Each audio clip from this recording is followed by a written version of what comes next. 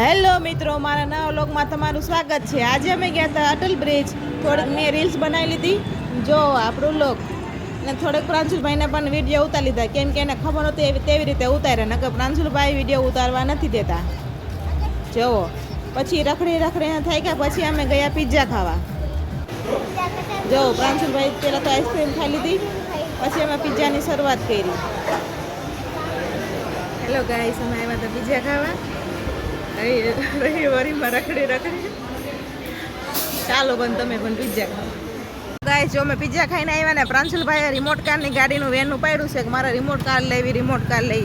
તો હવે અમે જઈએ છીએ રિમોટ કાર લેવા પ્રાંશુલભાઈ માટે। જોઈએ હવે કેવી લે। જો ફ્રેન્ડ, પ્રાંશુલભાઈએ જો કેવી ગાડી લીધી છે, હવે જોઈએ। Robot car, robot stunt car.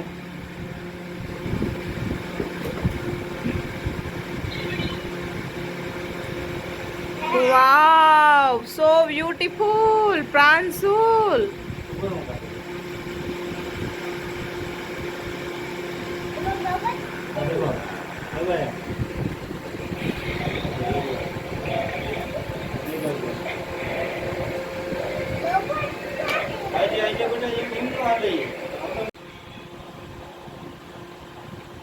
અત્યારે તમે તમારા દીકરાના સપના પૂરા કરો, પછી મોટો થઈને એક દીકરો ને એક સારો દીકરો બનશે અને તે બધા ઘરની જવાબદારી પૂરી કરશે।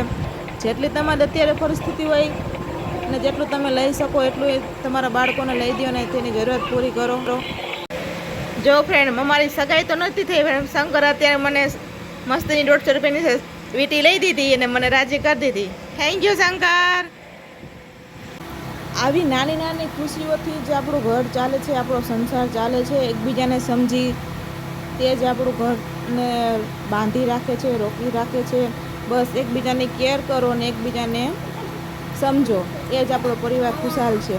શંકરને તડકાનું માથું ચડ્યું તો થોડીક મેં માલિશ કરી દીધી, પ્રાંશુને એને પપ્પાએ કરી લીધી, પછી ફાઇનલી અમે સોડા પી લીધી। અને અમારો જો આ નાનકડો વ્લોગ ગમ્યો હોય તો મારી વિડીયોને લાઈક કરજો અને ચેનલને સબસ્ક્રાઈબ કરજો। જય માતાજી, આવજો।